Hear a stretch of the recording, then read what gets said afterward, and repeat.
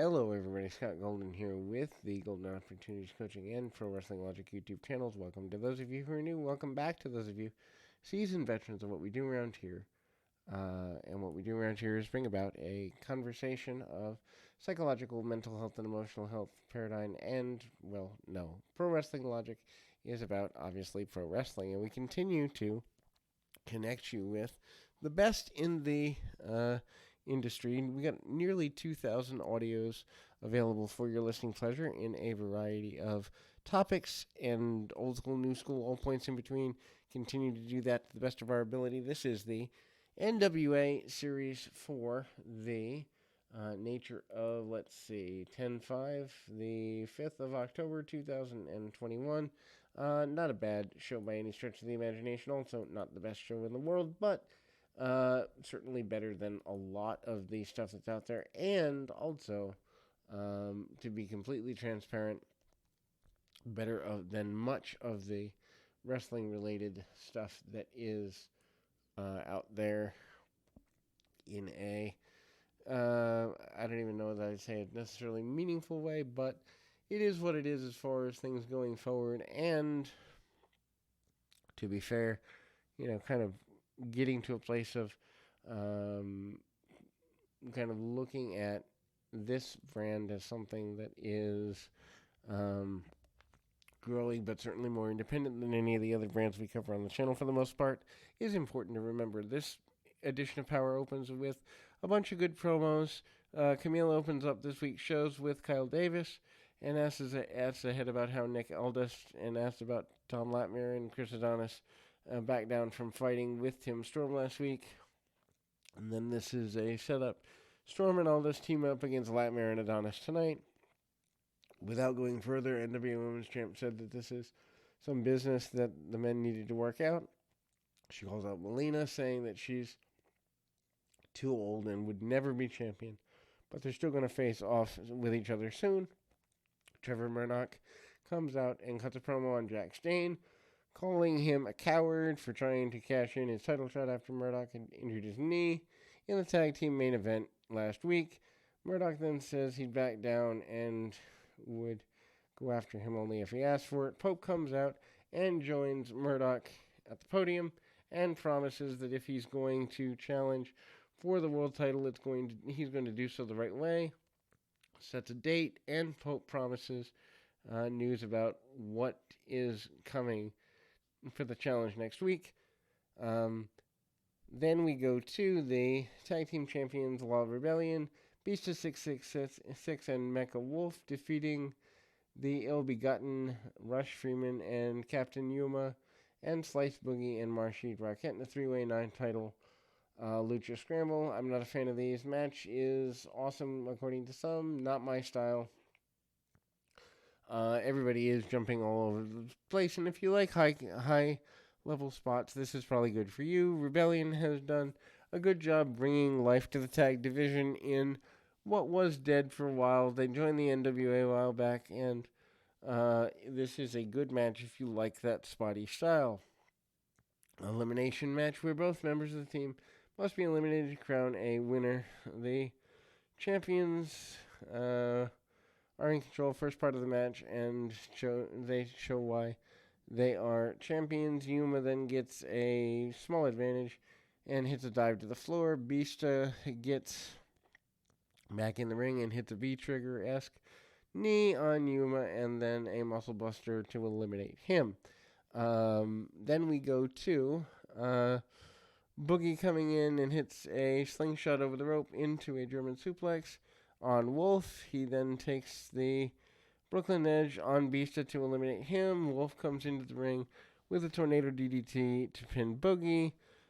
Freeman then hits a Blue Thunder Driver on Wolf, and Rockett hits a cutter on Freeman to eliminate him. Match comes down to Wolf versus Rockett. Both men exchange strikes. Crowd is into the match. Rockett misses a cutter, and Wolf hits a 450 to score the win for the champions. Aaron Stevens and Crotus are at the podium. Kyle Davis asks why they're still teaming after losing the tag team titles. Crotus takes the mic and says his answer hasn't changed from last time because he believes in brotherhood. if Stevens did, no one could stop them, and Curtis is pretty decisive here. James Storm against Judas with Sinister Minister. Sinister Minister is good, Judas is not, and that's all there is to this. Judas basically is rigid, lacking charisma, and has no backstory. Sinister Minister is with him, and that's a waste of a really talented talker. Davis announced there must be a winner in this match, but then announced a 15-minute time limit, so which is it? Kind of confused. Judas then goes for the snake eyes, but Storm slips out and hits a clothesline, and then Judas gets hit to the floor.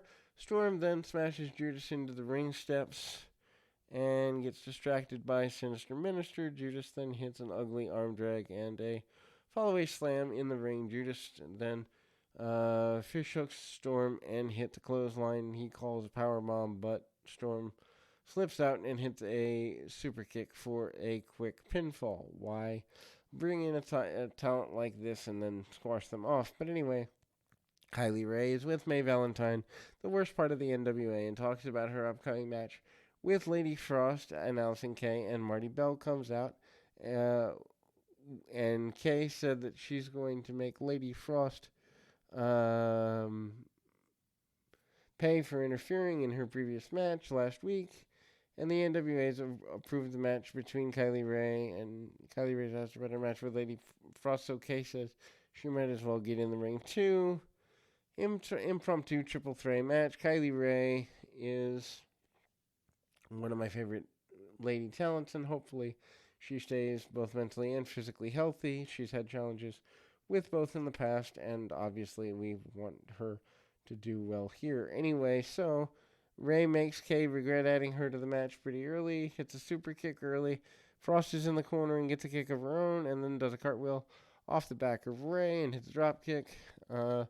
Kay recovers from the super kick and then hits a German suplex onto Frost and then sends her to the floor. Rae does a head scissors on Kay into the crossface, but Kay finds out and picks up Rae and hits a Samoan drop. Frost comes back and goes for moonsault off the top, but Rae super kicks Kay, who fell into the ropes, knocking Frost from the ropes. Rae then locks on the charity case for the tap out win.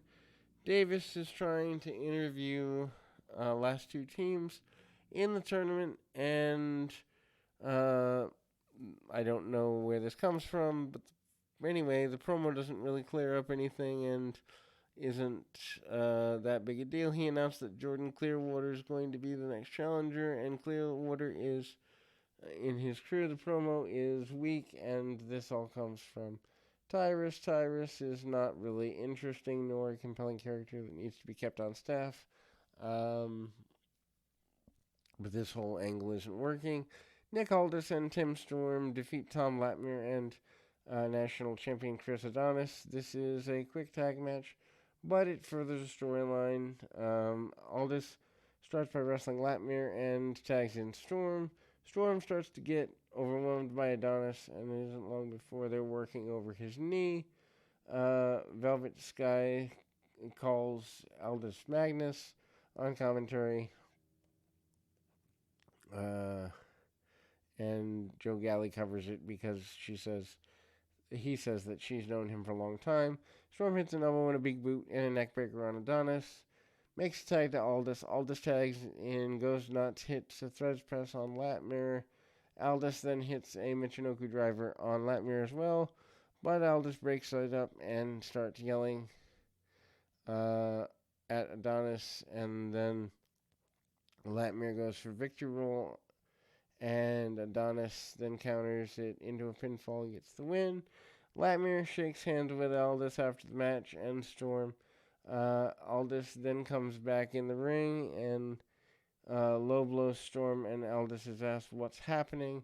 Latimer then low blows Aldis, and he grabs a chair, destroys Storm and Aldis before pile driving Aldis twice in the middle of the ring and once on the chair. The rest of Strictly Big Business leave Nick Aldis laying in the ring. Mickie James comes out to check on her husband, and He's stretchered out of the building. The show goes off the air. Beautiful angle to close the show. I assume that means dissolution of Strictly Business and the uh, babyface turn of Nick Aldis.